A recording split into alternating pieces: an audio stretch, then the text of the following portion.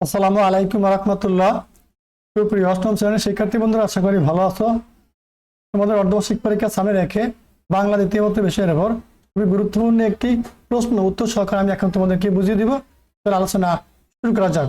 দেখো, যে বাংলা দ্বিতীয় পত্র তোমার 2 ঘন্টা, শুধু আমরা এখানে 15টা বহুনির্বাচনী প্রশ্ন উত্তর সহকারে শিখে নিব। খেয়াল করো, সঠিক উত্তরটি খাতায় লেখো। এখানে 1 নম্বরে বলছে চলিত কোনটি? চলিত সহজবোধ্য, একের এই খ নাম্বার সঠিক। ঠিক আছে। আবার দেখো 2 নম্বরে বলছে ব্যাকরণ শব্দের সঠিক অর্থ কোনটি? ব্যাকরণ শব্দের সঠিক অর্থ বিশেষভাবে বিশ্লেষণ, 2 এর খ নাম্বার সঠিক। ঠিক আছে। 3 নম্বর দেখো কি বলছে, ধ্বনি নির্দেশক সাংকেতিক চিহ্নকে কি বলা হয়? ধ্বনি নির্দেশক সাংকেতিক চিহ্নকে বলা হয় বর্ণ, 3 এর এই গ নাম্বার সঠিক। 4 নম্বর দেখো কি বলছে, মধ্য স্বরগম এর অপর নাম কি? মধ্য স্বরগম এর অপর নাম বিপ্রকর্ষ, 4 এর গ নাম্বার মানে গরুর গ সঠিক। 5 নম্বর দেখো, সন্ধি শব্দের অর্থকে কি করে? সন্ধি শব্দের অর্থকে উচ্চারণে সহজ করে, 5 এর এই ক নাম্বার সঠিক। আশা করি তোমরা বুঝতে পেরেছো। এবার দেখো এখানে বলছে 6 নম্বরে কি বলছে, গঠন অনুসারে শব্দ কত প্রকার? গঠন অনুসারে শব্দ 2 প্রকার, 6 এর এই ক নাম্বার সঠিক। আশা করি এগুলো বুঝতে পেরেছো। এবার আমরা 7 নম্বর থেকে দেখবে, এখানে খেয়াল করো, এগুলো গুরুত্বপূর্ণ প্রশ্ন। 7 নম্বরে বলছে কি, খেয়াল করো, বিশেষ্য পদ 6 প্রকার। বিশেষ্য পদ 6 প্রকার, এই যে তাতে গরু মানে ঘোড়ার গহ, এই গহ নাম্বারটা সঠিক। ঠিক আছে। 8 নম্বর দেখো, বচন শব্দের অর্থ কি? বচন শব্দের অর্থ সংখ্যার ধারণা, 8 এর এই খ নাম্বার সঠিক। এখানে দেখো এবার 9 নম্বর দেখবো, কোনটি নিত্য স্ত্রীবাচক শব্দ? কোনটি নিত্য স্ত্রীবাচক শব্দ? চমৎকার একটা প্রশ্ন, এটা তো সতীন। ঠিক আছে। এই 9 এর গরুর গ, এই গ নাম্বারটা সঠিক। এখানে আবার 10 নম্বর দেখবো কি বলছে, খেয়াল করো, কোনটি উদ্ধার্থে স্ত্রীবাচক শব্দ? পুস্তিকা, এই যে 10 এর গ নাম্বারটা সঠিক। 11 নম্বর প্রশ্ন, পুরুষ শব্দের অর্থ কি? পুরুষ শব্দের অর্থ ক্রিয়ার আশ্রয়, 11 এই গরুর গ, এটা সঠিক। ঠিক আছে। এবার আমরা 12 নম্বর দেখবো, কারক সাধারণত কত প্রকার? কারক সাধারণত 6 প্রকার, এই যে 12 গ নাম্বার সঠিক। 13 নম্বর প্রশ্ন, অনুসর্গ সাধারণত কোথায় বসে? অনুসর্গ সাধারণত শব্দের পরে বসে, 13 এই গ নাম্বারটা সঠিক। ঠিক আছে। এবার দেখো আমরা এখানে 14 নম্বর দেখবো, খাঁটি বাংলা উপসর্গ কোনটি? খাঁটি বাংলা উপসর্গ রাম, এই যে 14 গ নাম্বার সঠিক। এবার আমরা এখানে 15 নম্বর দেখবো, খেয়াল করো, কোনটি মৌলিক ধাতু? এই যে পর, মৌলিক ধাতু, 15 ক নাম্বার সঠিক। আশা করি এগুলো তোমরা বুঝতে পেরেছো। এবার আমরা লিখিত অংশ আছে, সেই প্রশ্নগুলো এখান থেকে এখন দেখে নেব। চলো আলোচনা শুরু করি।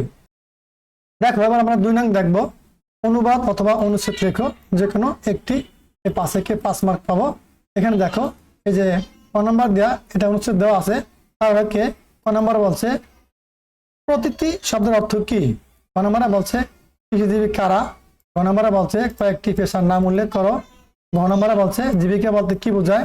ক নাম্বারে বলছে আদর্শ গ্রামের একটি সংক্ষিপ্ত বর্ণনা দাও। অথবা খ নাম্বার আছে কি সালাত। তোমরা দুটোর যে কোনো একটা অনুচ্ছেদ লিখবা। ঠিক আছে, 5 মার্ক পেয়ে যাবো। এগুলো গুরুত্বপূর্ণ প্রশ্ন, তোমরা আশা করি অবশ্যই বাসাগুলো বসে প্র্যাকটিস করবা।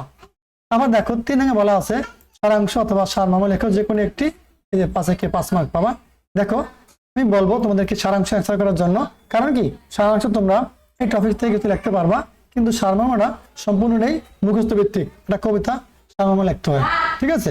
দেখো এখানে সারাংশ বলছে কি, সময় চোখ কারোর জন্য অপেক্ষা করে না, বসিয়ে থাকে না, চোখ চলিতে থাকে। এটা কিন্তু সহজ ভাষায় চমৎকার প্রশ্ন, তুমি ভালো করে এর মূল বক্তব্যটা শিখে নিবা। কমন একটা প্রশ্ন। তারপর দেখো অনুমান বলছে কি, সারমর্ম কোথায় স্বর্গ কোথায় নরক কে বলে তা বহুদূর। চমৎকার একটা কবিতার প্রশ্ন, এটা ভালো করে পারলে তোমার মুখস্থ করে রাখবা। এটা কিন্তু দেওয়া আছে এবং কমন প্রশ্ন দুটোই। তারপর দেখো 4 নম্বরে বলছে ভাব সম্প্রসারণ করো, যে কোনো একটি। 6 নম্বর বলছে কি, জ্ঞানহীন মানুষ প্রচুর সমান। চমৎকার। 6 নম্বরে বলছে এই জায়গাতে হয় সেই বেশি ছায় ভরি ভরি তাদের হস্তকার সমস্ত কাঙ্গালে ধন চুরি। খুবই গুরুত্বপূর্ণ একটা ভাব সম্প্রসারণ।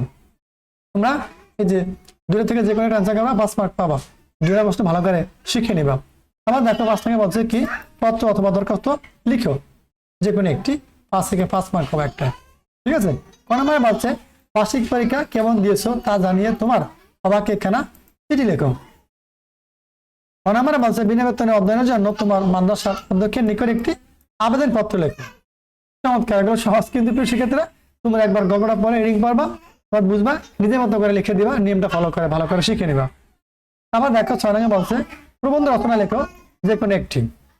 6 নম্বরে বলছে হযরত মুহাম্মদ সাল্লাল্লাহু আলাইহি সাল্লাম। 6 নম্বরে বলছে স্বদেশ প্রেম। 9 নম্বরে বলছে ইন্টারনেট ও আজকের বিশ্ব। 9 নম্বরে বলছে শ্রমের মর্যাদা। 5টা প্রশ্ন এখানে দেয় না, 4টা দিছে, তোমরা 4টা প্রশ্ন ভালো করে পড়ো।